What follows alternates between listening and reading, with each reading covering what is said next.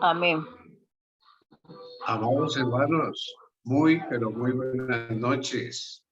Qué lindo volvernos a encontrar otra vez para seguir el curso de esta serie tan inspiradora como es El Santuario, la Sombra de la Cruz. Son ustedes bienvenidos. A nombre de Ronald Alberto Puentes, nuestro técnico, y de este servidor Miguel Ángel Puentes, les damos una bienvenida cariñosa y cordial a nuestro tema de esta noche, que vamos a reiniciar ahora con un aspecto muy espiritual de aquí en adelante.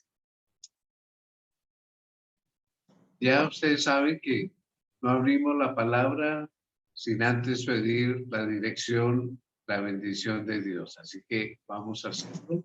Donde están, acompáñenos en actitud de oración. Muchas gracias.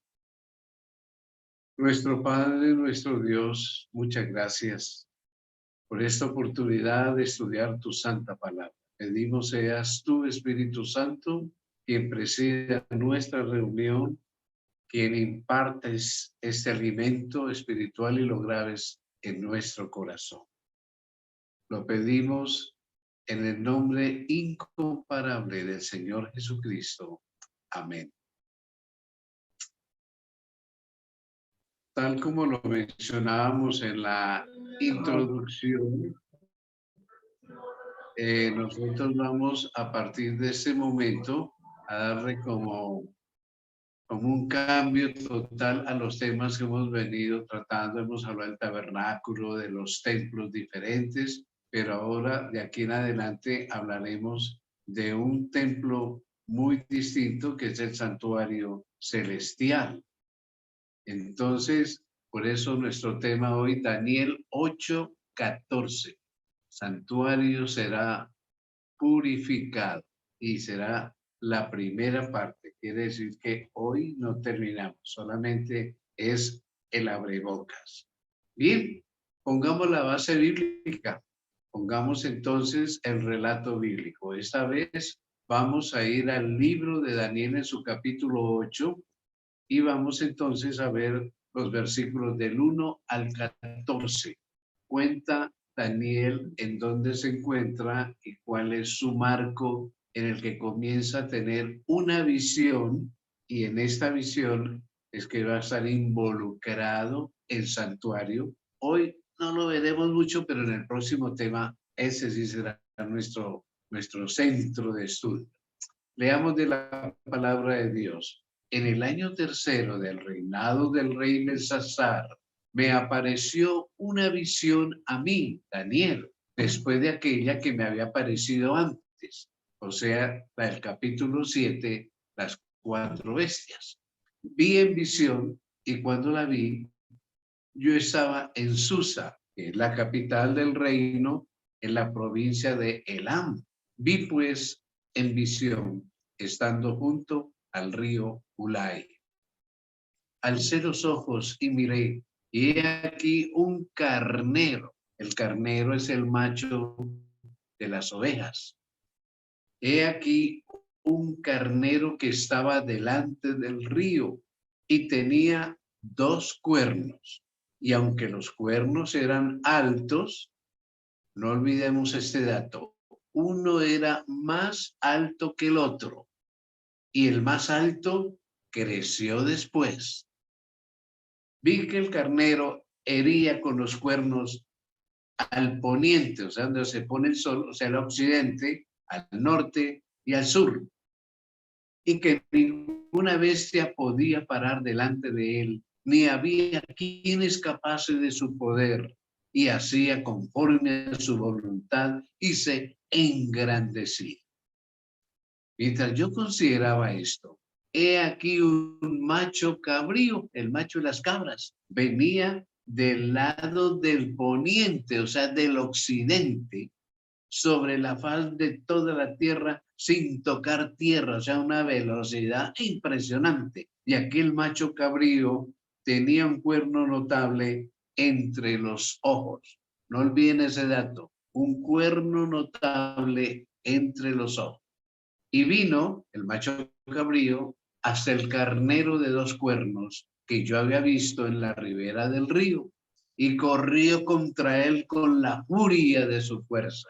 Y lo vi que llegó junto al carnero y se levantó contra él y lo hirió y le quebró sus dos cuernos, y el carnero no tenía fuerzas para pararse delante de él. Lo derribó, por tanto, en tierra y lo pisoteó, y no hubo quien librase al carnero de su poder. Y el macho cabrío se engrandeció sobremanera, pero estando en su mayor fuerza, aquel gran cuerno fue quebrado, y en su lugar salieron otros 4 cuernos notables. No olvidemos ese dato. Se quiebra el cuerno grande y aparecen entonces en su lugar 4 cuernos notables hacia los 4 vientos del cielo, o sea, los 4 puntos cardinales. Y de uno de ellos, de esos cuernos, salió un cuerno pequeño que creció mucho al sur y al oriente y hacia la tierra gloriosa. La tierra gloriosa es Palestina. Y se engrandeció ese cuerno hasta el ejército del cielo, y parte del ejército y de las estrellas echó por tierra y las pisoteó. No se preocupen que ya vamos a explicar parte por parte de este relato. Seguimos leyendo entonces. Aún se engrandeció ese cuerno pequeño que creció mucho, aún se engrandeció contra el príncipe de los ejércitos, Cristo Jesús, y por él, por este cuerno, fue quitado el continuo sacrificio, y el lugar de su santuario fue echado por tierra. Ahí estamos tocando el santuario, ¿no? Y a causa de la prevaricación, o sea, el sacrilegio, de haber tumbado el santuario, de haber engrandecido contra el príncipe de los ejércitos Jesús, a causa de esto le fue entregado el ejército junto con el continuo sacrificio, y echó por tierra la verdad e hizo cuanto quiso y prosperó. Uy, entonces oí a un santo que hablaba, y otro de los santos preguntó a aquel que hablaba: ¿hasta cuándo durará la visión del continuo sacrificio y la prevaricación asoladora, entregando el santuario y el ejército para ser pisoteados? Y él dijo, o sea, él contestó: hasta 2300 tardes y mañanas, luego el santuario será purificado. Hasta aquí el relato bíblico.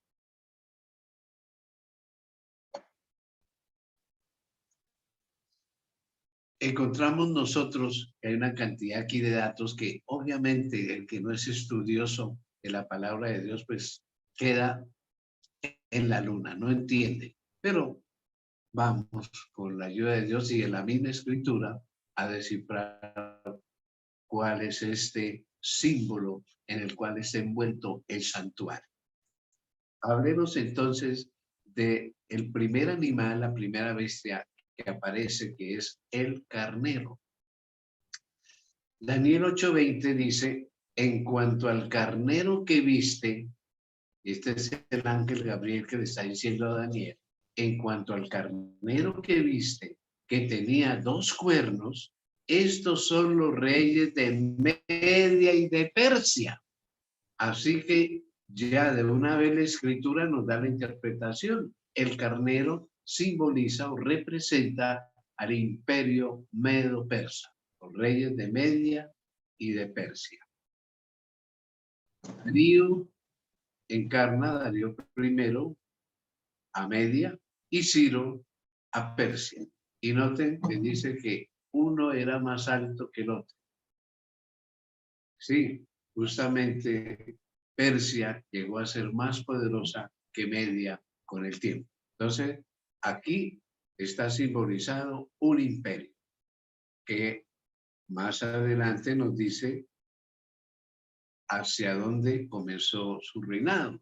Dice entonces que incluso llegó a muchos términos de la tierra, pero aparece otro animal ahí en el escenario que ya lo leímos, y es el macho cabrío. Veamos entonces lo que nos dice Daniel 8:21. Él mismo define e interpreta la misma palabra de Dios y dice, el macho cabrío es el rey de Grecia, rey de Grecia. Y el cuerno grande que tenía entre sus ojos es el rey primero. Nosotros sabemos por la historia que después de Babilonia siguió el imperio medo-persa y después del medo-persa el imperio griego y después el imperio romano y ya después no hubo más imperios. Aparece Europa. Entonces, nótese, aquí Grecia con su cuerno grande. Ya hablaremos de ese cuerno grande. ¿Qué pasó entonces? El relato que acabamos de nosotros de leer, veamos, se enfrentan los dos animales y el macho cabrío hiere mortalmente al carnero, lo derriba, lo pisotea, lo vuelve fleco, lo mata, lo elimina por completo. O sea, el imperio griego acaba con el imperio medo-persa. Nosotros sabemos que los medo-persas se tomaron a Babilonia y pusieron a Babilonia como su capital. Pero estos ejércitos medo-persas, que eran casi de 1 millón de hombres, contrataban esclavos, soldados, comerciantes, todo lo que encontraban, eran muy numerosos y fueron conquistando todo el mundo antiguo conocido y no había quien parase delante de ellos, pero comienza a aparecérseles un rival que es Filipo de Macedonia, el padre de Alejandro el Grande. Muere Filipo de Macedonia y entonces lo sucede su hijo Alejandro el Grande. Por eso la profecía dice que ese cuerno grande que tiene entre los ojos simboliza el rey primero de Grecia, Alejandro Magno, Alejandro el Grande, con una velocidad que ni tocaba el suelo, porque se calcula que en 10 años no habían carros, no habían aviones, no habían tanques de guerra, todo era a pie, los soldados eran a pie. Conquistaron el mundo antiguo conocido y Alejandro fue hasta Egipto, por toda Palestina, por todo ese delta que hay entre el río Tigre y Éufrates, donde estaba Babilonia, llegó hasta la India. Una cosa magistral, impresionante. Y nos muestra la historia, estando pues en su mejor fuerza ese macho cabrío que es Grecia, dice Daniel 8:22, y en cuanto al cuerno que fue quebrado, recordemos que se le quiebra el cuerno grande y le sucedieron 4 en su lugar, significa, la misma palabra Dios lo interpreta, significa que 4 reinos se levantarán de esa nación, Grecia, aunque ya no con la fuerza de él, del cuerno grande, de Alejandro el Grande. ¿Cómo encontramos nosotros la historia ahí? Sí, Alejandro muere muy joven, supremamente joven, se cree que unos 33 años, y entonces le suceden 5 generales. Estos 5 generales se pelean entonces la sucesión de Alejandro el Grande. Y hay uno que es el más antiguo y su nombre es justamente Antígono, que él se proclama sucesor de Alejandro el Grande porque dice él, yo peleé con Filipo de Macedonia, el padre de Alejandro, yo merezco ser el sucesor de Alejandro. Pero los 4 generales más jóvenes se unen, le dan varias batallas y finalmente en la franja de Gaza, donde hoy están los palestinos, derrotan a Antígono y los 4 generales de común acuerdo se reparten el imperio griego. Entonces, la profecía mostraba, no iba a seguir un solo cuerno. Y recordemos, bestias en profecía son reinos, cuernos, reinos, reyes. Entonces, Estos símbolos son perfectos. Y usted dice, se levantaron 4 reinos, pero ya no con la fuerza del primero. ¿Cómo se repartieron esos 4 reinos? Pues muy sencillo. Ya lo explicamos a continuación. Los 4 generales fueron Lisímaco, Casandro, Ptolomeo, y entonces tenemos a Seleuco. Seleuco se reparte lo que es Palestina, la parte norte, y lo que era Babilonia, todo ese sector de Medo-Persia, Seleuco, y da origen a una dinastía que llaman los Seleucidas. Ptolomeo, entonces, va al sur del mar Mediterráneo, al norte del África, a Egipto, y entonces da origen a la dinastía de los Ptolomeos en Egipto. Lisímaco se apodera entonces del Asia Menor, que hoy es prácticamente Turquía, y entonces Casandro va a Grecia, Macedonia y las Galias, que es buena parte de Europa. Así se repartieron el imperio los 4 generales. Pero la profecía sigue diciendo, lo vemos en pantalla, Daniel 8:9, y de uno de ellos, de uno de los 4 cuernos, salió un cuerno pequeño que creció mucho hacia el sur y al oriente y hacia la tierra gloriosa. Indudablemente, por lo que sigue en la historia, que el imperio que sigue Roma y sale de uno de ellos, sí, sale cerca de Grecia, la península itálica, que es gobernada por Casandro, de ahí se origina Roma y entonces empieza a crecer y finalmente derrota a los griegos el año 168. En la batalla de Pina, 168 antes de Cristo. Los griegos habían comenzado en el 331 antes de Cristo y en el 168 sube entonces el Imperio Romano. Esos años son antes de Cristo. Entonces, Roma dice ahí que ese cuerno crece hacia el sur, hacia Egipto, o sea, el reino de Ptolomeo. Y ahí entra en juego mucho la historia de Cleopatra. Cleopatra que ustedes y yo hemos leído y estudiado en algún momento, ya con Julio César, con estos emperadores de turno, los amores con ellos, pero finalmente Roma se apodera de todo el norte de Egipto, de la ciudad de Cartago, de Alejandría, etc. El cuerno va hacia la tierra gloriosa, Palestina, Roma, se apodera de Palestina, y entonces dice que hacia el oriente. El oriente, pues lógicamente, es el Asia Menor, lo que fue Babilonia, Persia, Media, todo ese sector se apoderó Roma de él y se cumplió la profecía. Y hay que notar algo, que Daniel vive aproximadamente cuando recibe la profecía, unos 550 años antes de Cristo, cuando está todavía el imperio babilónico. Entonces, es una profecía. Esto no es que ya está hablando de hechos que habían sucedido, ¿no?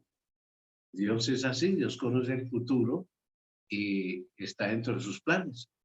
Entonces, tenemos nosotros que Roma se apodera de todo lo conquistado por los imperios anteriores.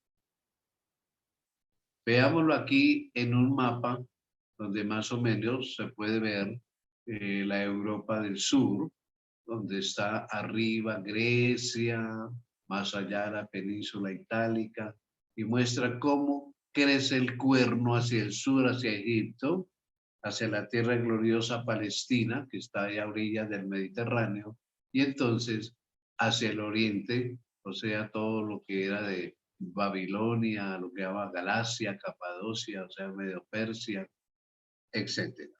Este fue el crecimiento del Imperio Romano, de ese cuerno pequeño que salió allá del territorio de Casandro. y la profecía se cumplió plenamente. Ya ustedes estarán diciendo, bueno, ¿y qué tiene que ver esto con el santuario? Ya lo veremos, ya lo veremos. Ahora, este cuerno pequeño tiene doble aplicación. Hay partes, hay profecías en la Biblia que tienen doble aplicación. Les doy un ejemplo de ello. Mateo 24. Para muchos de nosotros, Mateo 24 son las señales de la segunda venida de Cristo, pero se nos olvida que también señala lo que iba a acontecer en la destrucción de Jerusalén. Así que son las señales de la destrucción de Jerusalén y las señales de la segunda venida de Cristo. Tiene una doble aplicación. Aquí tiene también una doble aplicación. El cuerno pequeño que crece a estos territorios es Roma como imperio, pero en el lugar de Roma, después de que se acabe el imperio en el año 476 después de Cristo, que es conquistado por Odoacro, el rey de los Érulos, uno de los representantes de los bárbaros, y se acaba el imperio romano como tal, surge en la misma Roma también un poder que es el poder católico romano, el papado, como un poder que va a dominar por siglos en la Edad Media a toda Europa. Entonces, hay una doble aplicación aquí. Veamos entonces algunos detalles que ya leímos de la profecía. Dice que este cuerno pequeño, como imperio de Roma, aún se engrandeció contra el príncipe de los ejércitos. Sí, Poncio Pilato permite la crucifixión de Cristo, lo tortura, lo masacra y deja que los judíos lo crucifiquen. Entonces, ahí se cumple la profecía. Por otro lado, pulsamos y entonces vemos que parte de la profecía dice, y por él, por ese cuerno que simboliza Roma, fue quitado el continuo sacrificio. Ustedes se acuerdan cuando estudiamos el continuo sacrificio, que era el cordero que se sacrificaba al amanecer y el cordero que se sacrificaba al anochecer, que simbolizaba la validez del continuo sacrificio de Jesús y de su continua intercesión. Eso se llamaba el continuo y se hacía primero en el tabernáculo y después en el templo.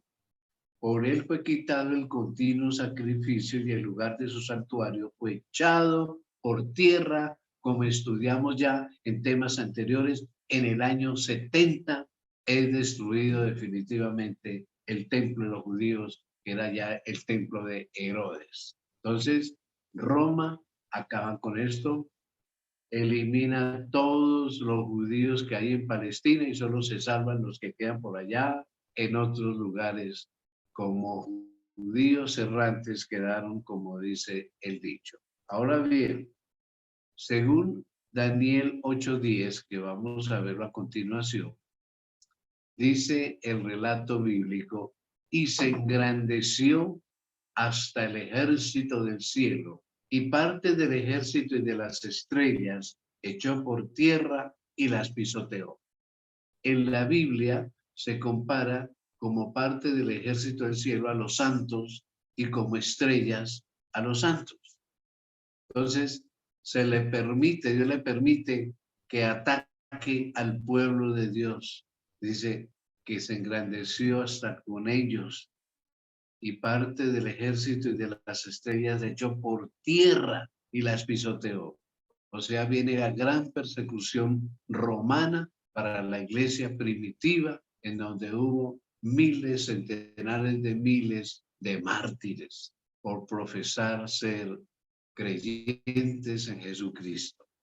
Entonces, esto fue tremendo. Los sábados de tarde a las 4 estamos estudiando justamente esta historia de la iglesia primitiva, sus sufrimientos, pero cómo creció, cuáles fueron sus estrategias para crecer el evangelio de una forma extraordinaria. Bien, pues a Roma se le permite echar por tierra a los santos. Sin embargo, esto no sería indefinidamente. Veamos que se nos dice por la historia que en el año 476 ya no pudo aguantar más las invasiones de los nórdicos, de los vikingos, algunos llaman, de las tribus bárbaras. Y como ya mencionamos, Odoacro, rey de los érulos, entra, después de, lógicamente, algunos combates, entra a Roma y la domina completamente. Rómulo Augustulo es el emperador, un joven, y ya es puesto prisionero y se acabó el imperio romano como tal. Ya las tribus bárbaras se van apoderando de todos los demás territorios y se acabó el imperio romano. Imperio como tal, político como tal, pero en esa misma ciudad, entonces continúa la aplicación de este cuerno. Y no lo digo yo, no lo decimos los adventistas como intérpretes siempre la profecía a la luz de la historia, paralelamente a la historia. Hay otros que nada tienen que ver con nosotros y opinan lo mismo. Veamos, por ejemplo, Thomas Hobbes. Thomas Hobbes fue uno de los últimos filósofos del Reino Unido, de Inglaterra. Muy, pero muy eminente el señor. Y él, en uno de sus escritos, dijo, el papado no es más que el fantasma del ya fallecido Imperio Romano. Muy elocuente la frase. El papado no es más que el fantasma del ya fallecido Imperio Romano. Así que este hombre, filósofo, que no tenía nada que ver con profecías, interpreta que lógicamente siguió el Imperio Romano, pero en la persona del papado. Y Octavio Paz, que fue un ganador del Premio Nobel de Literatura, un gran escritor, gran periodista mexicano, él en algunos de sus escritos dijo, a la caída del Imperio Romano de Occidente, la Iglesia lo sustituyó, lo reemplazó. A la caída del Imperio Romano de Occidente, la Iglesia lo sustituyó. Entonces, en la misma Roma, donde estuvo el imperio, se levanta otro imperio, si es que lo podemos llamar así. En el siguiente cuadro podemos ver nosotros a qué nos referimos. El mismo lugar. Se tumbaron todas las estatuas de los dioses paganos romanos.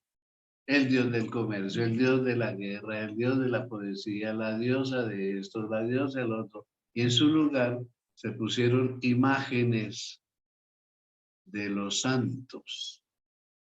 La idolatría se siguió permitiendo. Para que los romanos no extrañaran a sus dioses, se les puso otros dioses. Y sigue ahí mismo ese poder, ese cuerno pequeño se transforma ya no tanto en político, aunque manejó la política de la Edad Media, pero más que todo religiosamente. Leamos Daniel 8:11 y veamos entonces lo que nos dice. Aún se engrandeció contra el príncipe de los ejércitos. Sí, Roma imperial elimina a Jesús, lo crucifica, permite que se le crucifique.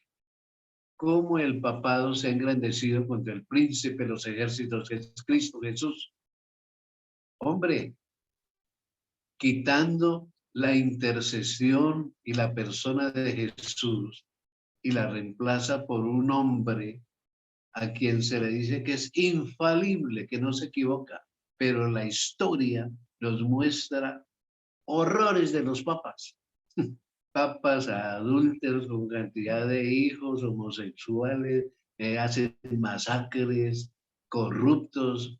Hombre, esto no lo podemos negar. Los católicos, lógicos, se escandalizan y ellos no permiten que se hable esto, pero la historia que no la escribimos nosotros lo atestigua. Hay que ver la historia de los papas. El príncipe de los ejércitos del cielo, Cristo Jesús, es reemplazado por un hombre. ¿Por qué digo eso? Porque el reemplazo que dejó Jesús según el Evangelio de San Juan, en su capítulo 14, es el Espíritu Santo. Él es el vicario, el reemplazo de Jesús. Pero no, un hombre aquí se llama el vicario de Cristo en la tierra. Ocupa el papel del Espíritu Santo El Espíritu Santo es que representa a Cristo Jesús. ¡Qué tremenda cosa! ¿No? Entonces, pulsamos para leer la siguiente frase de Daniel 8:11. Y por él fue quitado el continuo sacrificio y en lugar de su santuario fue echado por tierra. Ya explicamos que eso lo hizo el Imperio Romano, pero ahora el papado hizo lo mismo. ¿En qué sentido? Quitó el continuo sacrificio. El continuo sacrificio, dice Hebreos, es que Jesús murió una sola vez para siempre. Y ese sacrificio quedó continuo. Su sacrificio es válido día y noche y por siempre para redención de nosotros. Pero la Iglesia Católica en la Santa Misa dice y enseña que en cada misa Cristo vuelve a morir. Que la hostia redondita, que no simboliza el pan, porque el pan sí simboliza el cuerpo de Cristo, ellos dicen que en esa hostia realmente está el cuerpo de Cristo. Realmente. En cada misa muere Jesús otra vez, por favor. Quitó el continuo sacrificio y lo mata todo el tiempo. Por otro lado, donde se guardan las hostias, ustedes han visto cómo está aquí en la imagen. Siempre es un cáliz con rayos de sol. El Dios Sol. La hostia en forma redonda de sol. Caramba. Es que la adopción de esa adoración del sol, del Imperio Romano, del Dios Sol, que se adoraba en domingo y que en idiomas como el inglés, el holandés, el alemán, Santag, Sunday, todavía dice Día del Sol. Hombre, y se introduce en la Biblia, en las costumbres que el Señor dejó establecidas como es la comunión y tenemos ahí el Dios Sol. Y el lugar de su santuario fue echado por tierra. Cristo está en el santuario celestial, como vamos a estudiar en nuestro próximo tema dentro de 8 días, oficiando en nuestro favor, intercediendo por nosotros. No, ahora los sacerdotes son los intercesores, a ellos hay que confesarles los pecados, ellos son los que dicen si somos perdonados o no. El santuario fue echado por tierra, espiritualmente hablando, teológicamente echado por tierra. Y nos pusieron a la Virgen María en reemplazo de Cristo también como intercesora y todos los santos intercesores. Cuando la Biblia una y otra vez dice, el único intercesor entre Dios y los hombres es Jesucristo, hombre. ¿Ya ven ustedes estos sobre eso? Entonces, la profecía tiene esa doble aplicación. Sigamos leyendo lo que dice ahora Daniel 8:10. Y se engrandeció el ejército del cielo, y parte del ejército y de las estrellas echó por tierra y las pisoteó. Vimos que se cumplió con el Imperio Romano, con los mártires de los primeros siglos de la iglesia primitiva. ¿Qué hizo el papado? Estableció para que no se le opusieran a sus herejías y a sus falsas interpretaciones de la Escritura, estableció la Santa Inquisición, que de santa no tuvo nada, solo el nombre. Los horrores terribles. Parte del ejército y de las estrellas de Dios, los santos, echó por tierra y los pisoteó. La persecución que duró casi 9 siglos, desde el siglo XIII, cuando establecía la Santa Inquisición, hasta más o menos el siglo XIX. La historia está llena de relatos. Tratan a veces algunos escritores católicos de pintarla y disimularla. No, no hay tal. La historia tiene muchas cosas que contar. Algunos piensan que había 12 torturas, 12 maneras de torturar a la gente para hacerla confesar quiénes eran cristianos o judíos o musulmanes o brujas. Yo cuando estaba joven tuve la oportunidad de ir a Cartagena y en ese tiempo, porque ya no, visité el Palacio de la Santa Inquisición que hay en Cartagena y en ese tiempo me permitían a uno ver todo y vi la sala de torturas. Qué cosa tremenda. Ustedes han visto donde hacen las arepas por ahí en las calles, ¿sí? Esas hornillas, o sea, ponen carbón debajo y encima una reja y encima las arepas. Había ese tipo, ahí ponían encadenados a muchos que no eran católicos. Había una especie de péndulo que colgaba del techo y era como un hacha bien filuda. Ponían sobre una mesa al mártir y le iban bajando ese péndulo y lo iban cortando mientras le iban preguntando o lo iban desafiando a renunciar. Garfios que desgarraban. Vi una cantidad de instrumentos impresionante. Eso ya no se ve. Unos años después cerraron esa sala en Cartagena. No sé ahorita si la habrán abierto, pero hasta hace unos años estaba cerrada porque la gente se escandalizaba de ver todos esos instrumentos de tortura de la Iglesia Católica. Estuve alguna vez en Ciudad de México y allá también había otro palacio de la Inquisición y cerraron también esa sala de torturas. No se podía ver sino algunos cuadros, algunas cositas por ahí, igual que en Cartagena.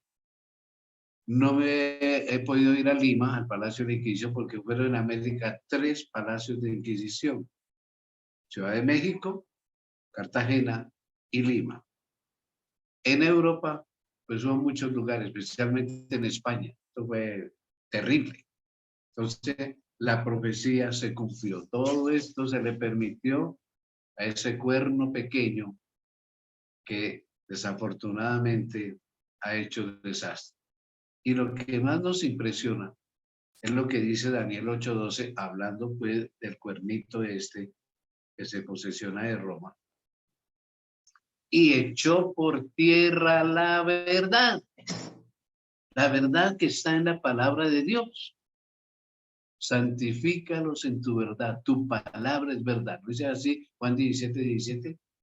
Y echó por tierra la verdad e hizo cuanto quiso y prosperó. Se cumplió al pie de la letra. Algunos teólogos consideran que hay unas 32 herejías o puntos bíblicos que la iglesia ha echado por tierra.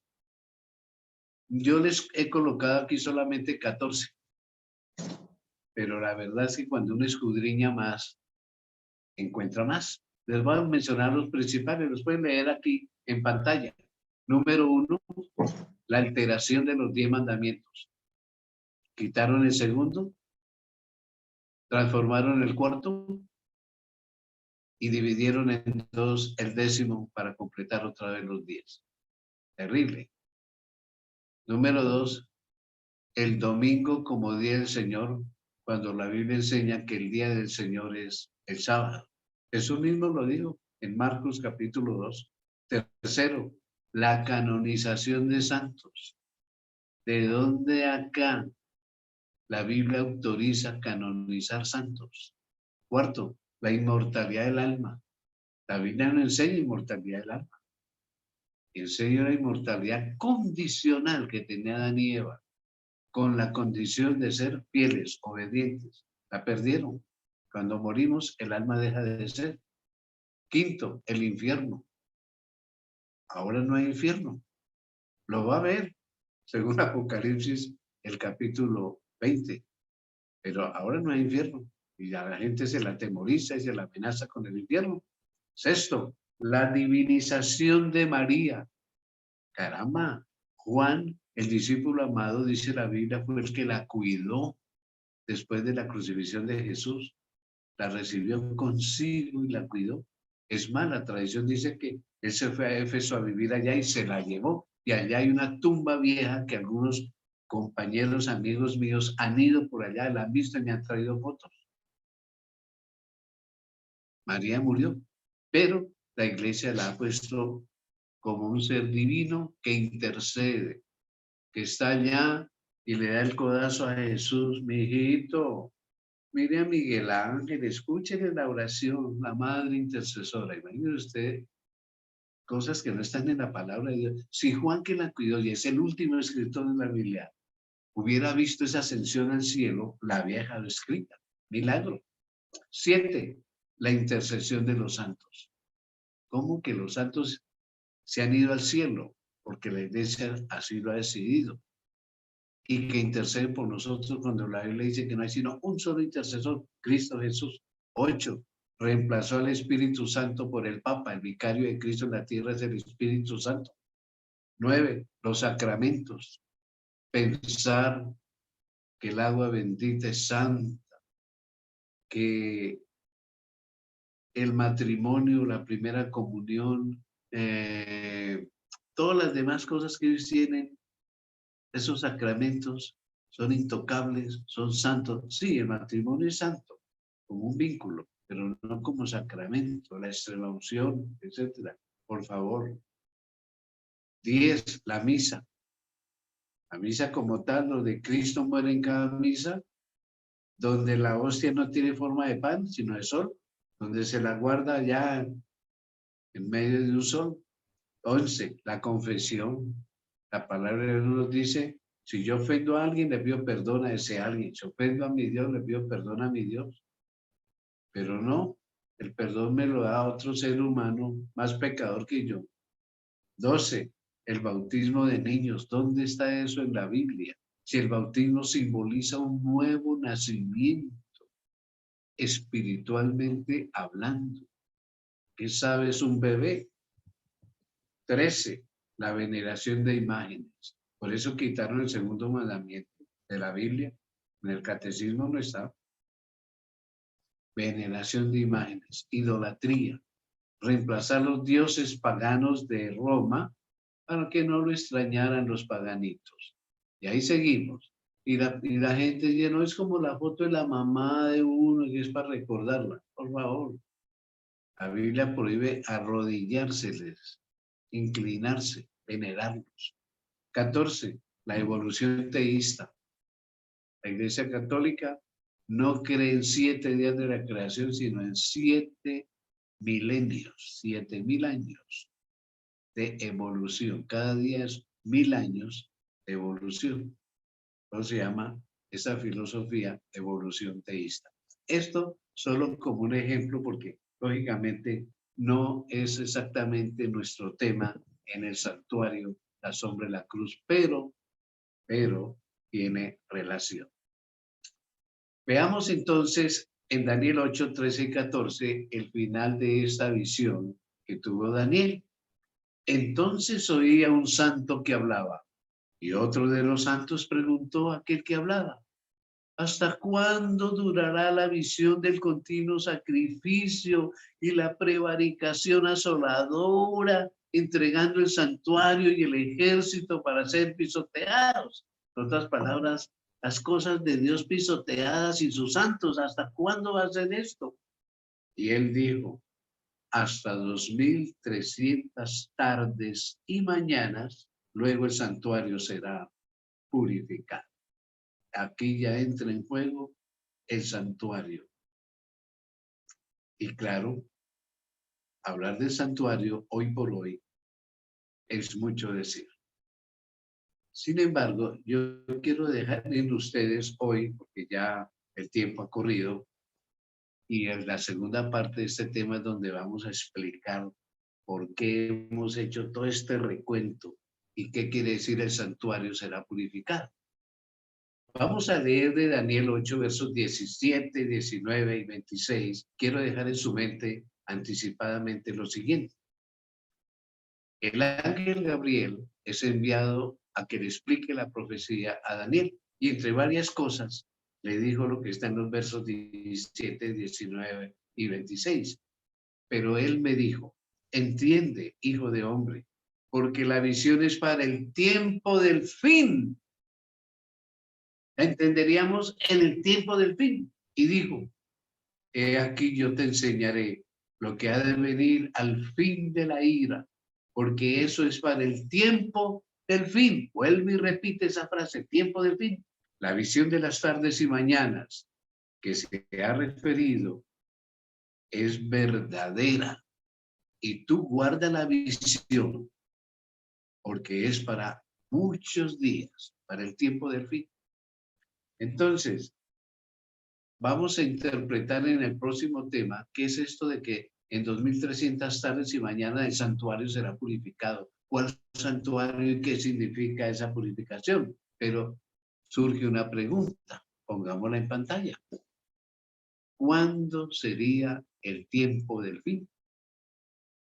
Jesús lo mencionó en Mateo 24, versículos 29 y 30. Él dijo, e inmediatamente después de la tribulación de aquellos días, de la Santa Inquisición, el sol se oscurecerá, la luna no dará su resplandor, y las estrellas caerán del cielo, y las potencias de los cielos serán conmovidas. Entonces, note estas señales del fin. Digo del fin porque miren lo que sigue. Entonces aparecerá la señal del Hijo del Hombre, de Cristo, en el cielo. Y entonces lamentarán todas las tribus de la tierra y verán al Hijo del Hombre viniendo sobre las nubes del cielo con poder y gran gloria. O sea, antes de la venida de Jesús, ese es el fin del tiempo del fin, va a haber entonces el sol oscuro, la luna que no da su resplandor y las estrellas que caen del cielo. Esas son señales del tiempo del fin. Nosotros, los estudiosos de las profecías, pues hemos llegado a algunas conclusiones, ¿no? Note que dice la primera frase, e inmediatamente después de la tribulación de aquellos días, la tribulación de la Santa Inquisición, según la enciclopedia que uno encuentra en internet todo el tiempo, se nos dice lo siguiente, pulsemos para leerlo en la pantalla. En 1820, España adoptó nuevamente el liberalismo constitucional y la Inquisición vio el final de sus días, quedando abolida definitivamente el 31 de mayo de ese año 1820. Quiere decir que el tiempo del fin comenzaría por ahí alrededor de ese año, porque dice que después de haber pasado por esa Inquisición van a aparecer estas señales del fin, que nos van a mostrar, nos van a enseñar cuándo es el tiempo del fin. Y la respuesta la encontramos nosotros en Apocalipsis. En Apocalipsis hay 2 capítulos que nos hablan de un rollo que está escrito por dentro y por fuera. Antes no habían hojas de papel, eran cueros bien curtidos que se unían, se pegaban y en columnas se escribían con tintas minerales y vegetales sobre esos cueros. Entonces, la historia de la iglesia, de lo que sería desde el año 100 en adelante, o desde el año 31 por la muerte de Cristo hasta la venida de Jesús, se escribe en un rollo. Y ese rollo se le pone 7 sellos, como ven ustedes acá en la ilustración.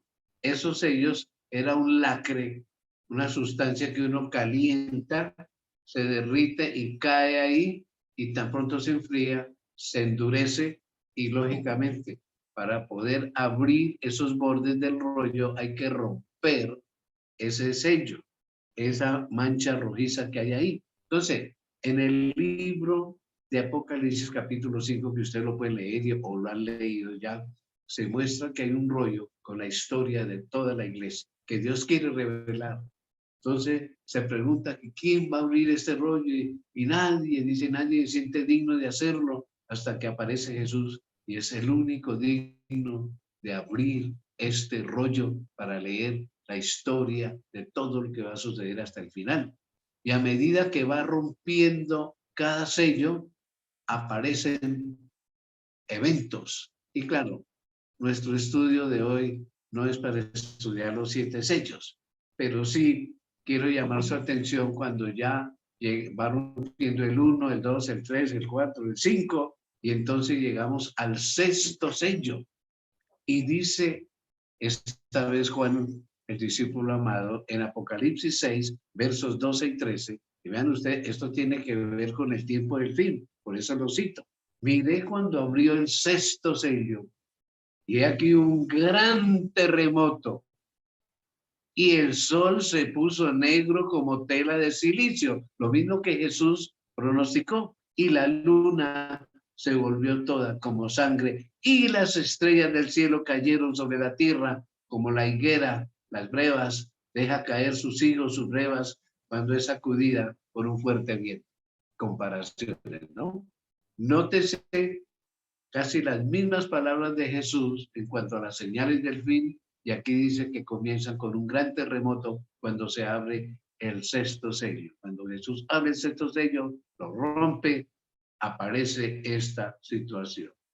Entonces, ahí comienza el tiempo del fin. ¿Y por qué decimos esto? Porque ahí comienzan las señales del fin. Con el terremoto grande que hubo ahí, que ya vamos a ver, es el año 1755. Saltemos hasta el séptimo sello, o sea, el último, donde termina la historia. Apocalipsis 8:1 dice, cuando abrió Jesús el séptimo sello, se hizo silencio en el cielo como por media hora. Y media hora profética equivale a 7 días y fracción. ¿Por qué se hace silencio? Porque todos los ángeles se vienen con Jesús, es la venida de Jesús, y ahí termina entonces el tiempo del fin. Veámoslo entonces de otra manera para poderlo entender mejor. Aquí hemos inventado este diagramita, el tiempo del fin. Comienza, veámoslo a la izquierda, cuando se abre el sexto sello, con un gran terremoto. Y justamente es el terremoto de Lisboa, que tuvo una característica de terremoto universal. Toda la costa occidental de Portugal se destruyó. Todos, pueblos, ciudades fueron arrasadas por un tsunami, porque a unos 30 kilómetros de la costa se originó el terremoto y el mar se retiró y después regresó y se llevó todo. Y este terremoto se sintió por toda Europa, parte de Asia y en toda América. Esto fue el 1 de noviembre de 1755. Y como ya leímos, es parte de las señales del fin. Comienza ahí el tiempo del fin en 1755.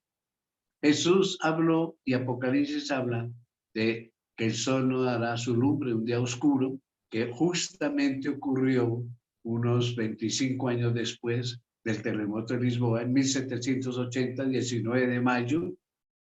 Se le llama el día oscuro de Nueva Inglaterra, porque a Estados Unidos se le llamó originalmente Nueva Inglaterra. O sea, esto fue en Norteamérica. 19 de mayo de 1780. ¿Qué pasó?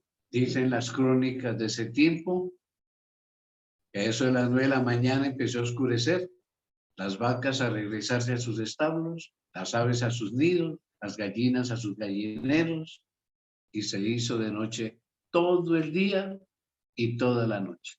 Nunca pudieron los astrónomos explicar este fenómeno hasta el día de hoy. Se llama el día oscuro de Nueva Inglaterra. El sol no daría su lumbre. Habla de la caída de estrellas. Obvio, si una estrella, un sol cayera aquí, pues acabaría el planeta. Pero existe lo que se llaman estrellas fugaces o meteoros. El 13 de noviembre de 1833, nótese, 53 años después del día oscuro, hubo una caída de estrellas tan impresionante desde el Golfo de Urabá en Colombia hasta Canadá, que los periódicos de ese tiempo dicen que se podía leer a eso de las 2 de la mañana el periódico afuera, en la intemperie, porque eran tantas las estrellas fugaces que caían que estaba iluminado el cielo. Y que mucha gente murió de infarto creyendo que había llegado el fin del mundo. Y algo muy interesante que ya se lo anticipo. Este será el tema dentro de 8 días. Esto de las 2300 tardes y mañanas y el santuario era purificado, se vence, termina en 1844. Por eso el ángel le dijo a Daniel, viejito, guarde su libro, ciérrelo ahí, porque esto es para el tiempo del fin. Eso no iba a tener cumplimiento antes, sino ahora en el tiempo del fin. Entonces, nuestro próximo tema, ¿qué sucedió en 1844? Será la segunda parte de nuestro tema. Y claro, el tiempo del fin termina con el séptimo sello, que es la segunda venida de Jesús que tanto deseamos. Y nosotros ya no estamos en el tiempo del fin, estamos es en el fin del tiempo del fin, la última parte. Miren cuándo comenzó, 1755, impresionante. Estamos es en el fin del tiempo del fin. Coloquemos en pantalla entonces el versículo que vamos a estudiar muy fidedignamente dentro de una semana. Y él dijo, hasta 2300 tardes y mañanas, y luego el santuario será purificado. Y obviamente, no puede ser un santuario terrenal porque ya no está, ya no existe. Tiene que ser algo que tiene que ver con el santuario celestial. Terminemos esta noche escuchando lo que Jesús nos dice después del estudio de hoy. Nunca podrás comprender totalmente el inmenso amor que tengo para ti. Es por eso que todo está planeado para tu redención. Te quiero conmigo. Lo leo otra vez. Nunca podrás comprender totalmente el inmenso amor que tengo para ti. Es por eso que todo está planeado proféticamente para tu redención. Te quiero conmigo. Qué amor es del Señor. Y revelarnos todo esto. Es una maravilla la palabra de Dios. Bendito Dios por su palabra. Bien, demos oportunidad. ¿Alguna pregunta, alguna inquietud, algún aporte respecto al tema de esta noche? Démosle unos minuticos. Usted puede prender su micrófono y formular la pregunta. Si estamos en condiciones de contestarla, lo haremos. Y si no, nos vamos a estudiar.